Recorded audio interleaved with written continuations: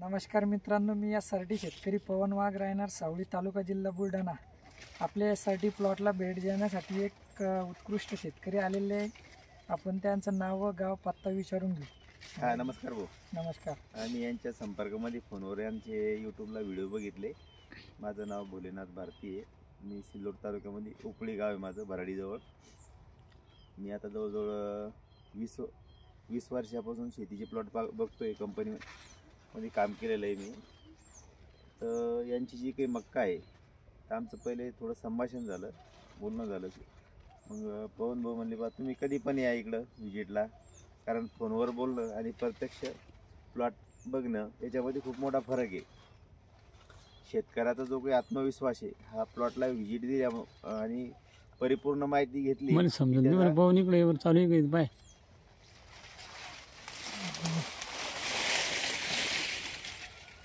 बोला आणि ना शेतकऱ्याची व्हिजिट घेतली, प्रत्यक्ष भेट घेतली की आणि प्लॉटची स्वतः पाहणी केली की शेतकऱ्याचा आत्मविश्वास वाढतो म्हणे.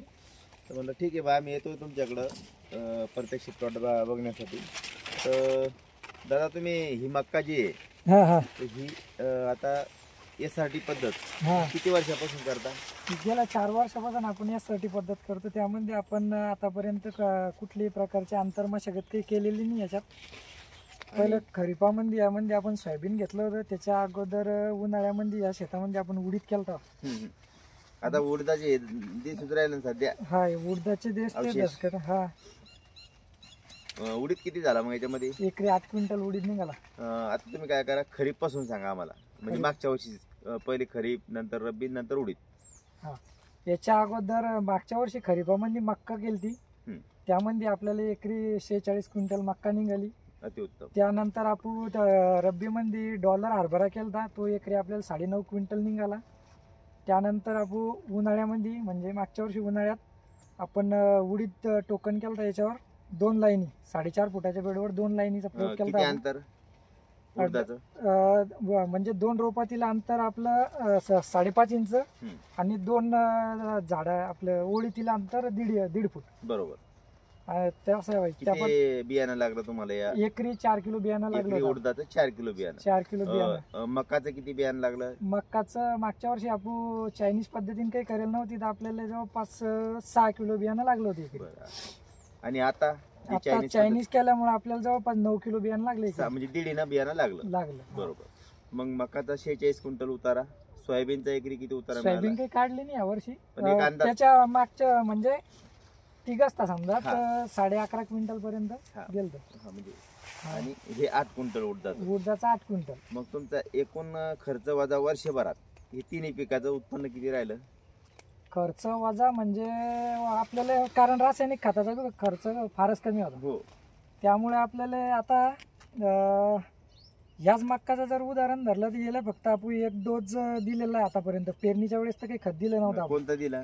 त्यामध्ये 1 गोणी आपण युरिया आणि 1 single super phosphate zinc coated दाणेदार वापरलेलं आहे आपण याला फक्त. किती दिवसानं? लागवडीनंतर 25 दिवसांनी. 25 दिवसांनी. बरोबर. अजून काही नाही. यानंतर आपल्याला खताचं व्यवस्थापन ड्रिपनच करणे येईल. आता म्हणजे ड्रिपचे खत ते कोणते? आता यानंतर येईल 05234 देणार आहे आपण एकरी 5 किलो. आणि त्यानंतर पोटॅशियम सोनाईड दाणे भरायच्या टायमाला एकरी 5 किलो. असं 10 किलो मध्ये आपली मक्का ही परिपक्व होऊन देणार. म्हणजे पवन वाघनं हे जे काही आपल्याला ज्ञान दिलं त्यांच्या अनुभवातलं, वजेवायाचं 50 किलोची थैली 45 केली, 45 ची 40, एक दिवस 30 करत. त्याने इतके वजे वाहूच नका आता. 5-5 किलो बस. बरोबर. 5-5 किलो तेवढ्यात तुमचं काम होऊन जातं.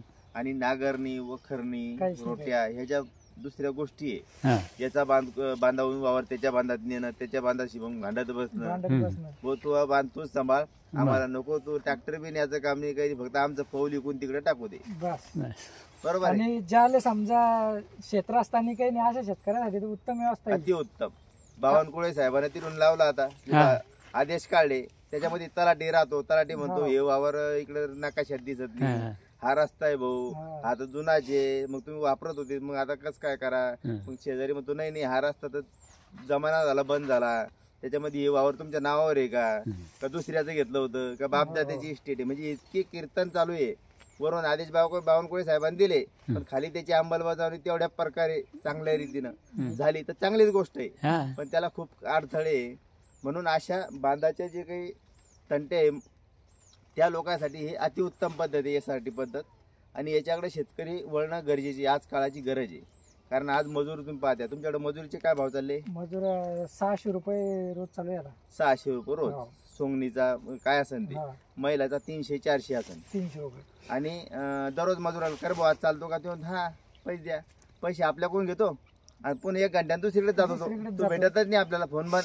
बरं. म्हणजे असे मजुराची आडोपार झाली. त्याच्यासाठी ही SRT पद्धत अतिउत्तम. यामध्ये आपण 9305 आर्ली व्हरायटी केली ती. 9305 मक्का. नाही, आर्ली आपली सोयाबीन. सोयाबीनची. सोयाबीन तर त्यामध्ये आपण 3 तासाचा प्रयोग केला, एक ड्रिपवर आणि 2 साईडले समजा. बरोबर. तर म्हणजे सोयाबीन बी एक नंबर आहे, आपली बियाण्याची क्वालिटी बी एकदम जाड आहे हा हा आणि उत्कृष्ट दर्जाचे सोयाबीन आहे. तर एक अपेक्षा आहे आपल्याला सोयाबीनची बी एकरी 13 क्विंटल सोयाबीन 13+ व्हायला पाहिजे आपल्याला. हा 13 क्विंटलच्या लगभग मिळाला पाहिजे. हो. बरोबर आहे. आणि हे जे काही त्यांचं सगळं ज्ञान आहे हे तुम्ही कसं मिळवलं? हे SRT चं. ज्ञान मी प्रयोग करत गेलो, कारण आपले जे आमचे गुरुवारी चंद्रशेखर दादा भडसावळे यांच्या प्रताप काका चिपळूणकर यांच्या मार्गदर्शनाखाली आम्ही जवळपास 4 वर्षापासून जो प्रयोग चालू केला, त्यामध्ये आपण त्याचं काही मत, काही आपले येणारे प्रयोग यामध्ये करता करता आता एकदम परफेक्ट झालेलं आहे SRT मध्ये. आज तुम्ही बरोबर कोणत्याही कंपनीत गेले, जर तुम्हाला माहिती घ्यायची म्हणलं, तुम्हाला काय रोग होईल नसता डॉक्टर अशी नाडी चेक करतो म्हणतो, 500-200 फी त्याची हा, घेतो. हा. पण आज शेतकरी भडसावळे दादाने जे काही माहिती शेतकऱ्याला पोहोचली, हा. आज तुम्ही कोणत्याही शेतकऱ्याला फोन करा, त्याचा अर्धा घंटा 1 घंटा काहीतरी आहे ना, हो, तो हो. फुकट तो शेतकऱ्यासाठी द्यायला तयार आहे. द्यायला तयार आहे. आजच्या काळामध्ये तुम्ही एखाद्याला जर म्हणलं की बोदरचं काम होतं, चालतो का 2 मिनिटं, नाही, पण कोणी मला नाही. काम आहे आणि काम काहीच राहत नाही. म्हणजे एकमेकाला सहाय्य करू ही जी म्हण आहे जुनी, ही शेतकऱ्यांना काढलेली, तर हे फक्त आज शेतकऱ्याला शेतकरी सहाय्य करू आला. नाही तर बस, प्रत्येक जण म्हणतो काही भेटतं का आम्हाला? बस. कसं कसं आहे, आम्ही मिटिंगला चाला साहेब, मग काही भेटणार आहे का? म्हणजे इथून सुरुवात आहे बाकीच्या आणि या लोकांची. पद्धतीमध्ये आपण याची जाहिरात बी करत नाही ना, की बुवा तुम्ही हेच खत वापरा, हेच औषध हा वापरा. कोणत्याच कंपनी ते कोणत्याच advertise करत कंपनीचा नाही. आपण प्रचार करत तुम्हाला नाही. जे पटन ते तुम्हाला घ्या. जे तणाचं नियंत्रण तणनाशकाने करायचं, तुम्हाला जे तणनाशक ज्या कंपनीचं तुम्हाला स्वस्त पडेल हम्म. ते तुम्ही वापरा. बरोबर. फक्त रिझल्ट आपल्याला 100% मिळाले पाहिजे. असे की आपण असं म्हणत नाही की बुवा तुम्ही BSFच वापरा का आता तुम्ही मक्कामध्ये आमाचं तुम्ही वापरा. जे तणनाशक वापरलं तसं एकदाच वापरला का टिंजर वगैरे हा, जे असेल ते? एकदाच. आणि सोयाबीन मध्ये सोयाबीन मध्ये आपण इझिल वापरलं होतं गवत वर्गीयासाठी, आणि जे इझिल. बाकीचं जे होतं समजा राहील ते आपण ते शाकेल वगैरे ओडिसी जे मारतो त्यांना एवढं खास त्याचं नियंत्रण होत नाही. हा. त्यामुळे आपण याच्यात डायरेक्ट ग्लायपोसेटचा वापर केला. कशामध्ये? चार्जिंगच्या पंप नाही, नालीत बेडवर सुद्धा मारला होता हा. आपण, कारण इथल्या अंतरावर आपली सोयाबीन होती जवळपास 1.5 फुटावर. हा.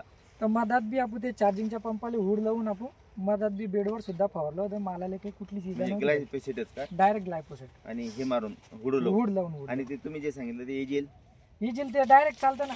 पण त्याने एवढा इफेक्ट नाही जाणवला. इजिलचा विषय असा आहे, ते फक्त गवत वर्गीय जाळतं. असं रुंद्या पानाचे गवत जाळत नाही. गोल पानाची नाही जाळत. मक्यावर जर मारलं इजिल समजा तर मक्का पूर्ण नायलाट होऊ शकतो मक्याचा. हम्म. इजिल म्हणजे गवत वर्गीय असं लंब पान असलं तरच जळतं. आणि इजिल ना. उडदासाठी काय वापरलं?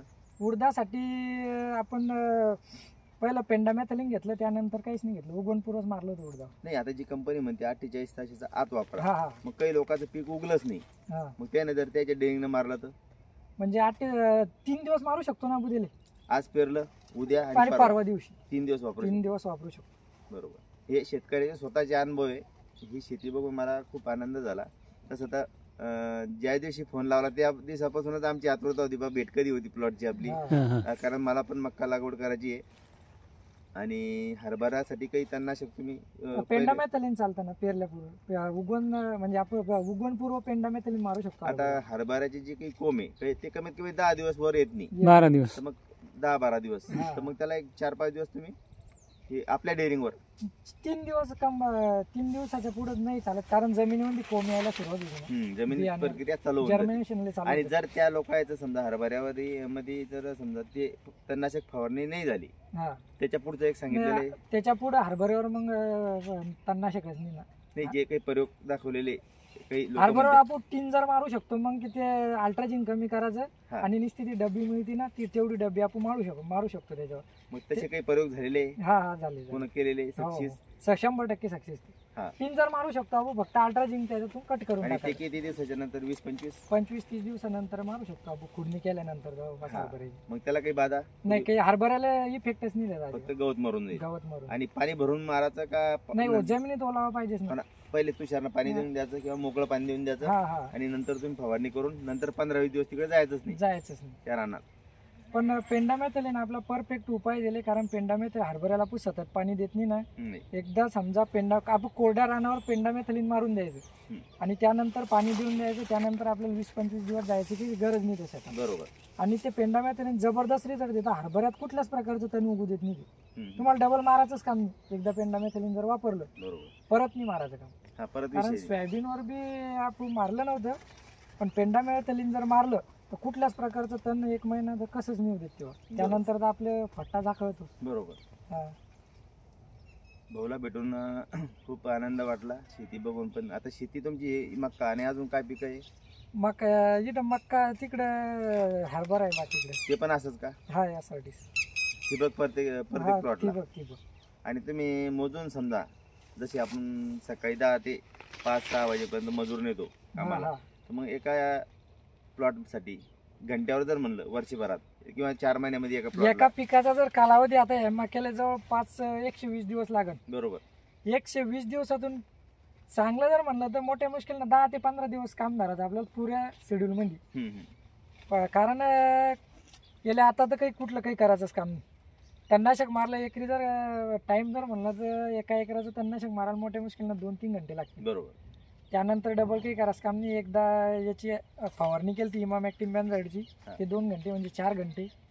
आणि एकदा खत टाकलं होतं याला युरिया आणि फॉस्फेट, ते 2-3 घंटे.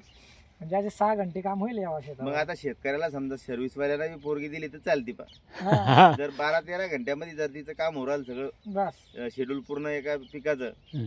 तर काही अडचण नाही. तिला बांधावर पाहिजे म्हणा, फक्त कॉक फिरवत राहील. बाकी फवारणी तर आम्ही करून घेऊ. पाण्याचा विषय असा आहे की लाईन आली की ऑटोमॅटिक चालू, फक्त आपला कॉक फिरून द्यायचा तिथे. बरोबर आहे. तिथे सरकारचं एक बजेट असं- येतं कावा आणि पगार पडती कावा. इथं कसं आहे 4 महिन्यात पीक निघून जातं, पगार येऊन जाते. हा. चला भाऊ, ठीक आहे, धन्यवाद. धन्यवाद.